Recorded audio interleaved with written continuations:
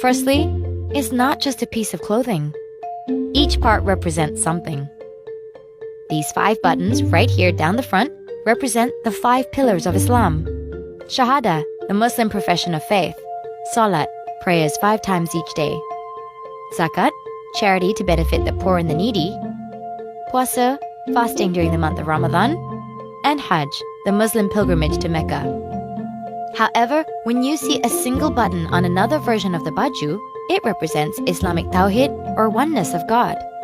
Each Baju pocket respectively represents Islam, faith, and Ihsan, which means perfection.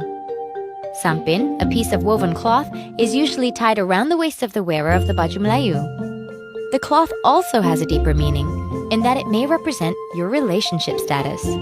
Wearing your sampin below your knees means you're married. Above your knees, you're still single and looking. If you're already married and still wearing a short sampin, you might be looking for a second wife. So where does Baju Melayu come from? Let's take it back to 700 years ago, back in the 15th century. Sultan Muhammad Shah, a royal member of the state of Malacca, had many philosophies on the topic of fashion. The Sultan wanted an attire to be worn specifically for royal families and dignitaries to stand out when they meet the king and queen.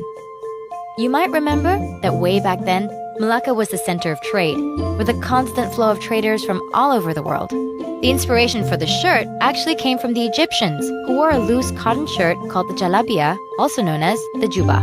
The bottom can be the traditional sarong, or pants which were a Turkish influence. One thing is for certain, the Baju Melayu and what it represents is so unique and deeply rooted in Malaysian cultures and beliefs that it is able to evolve with modern fashion standards and bridges the gap between Malay cultural identity and the Islamic religion.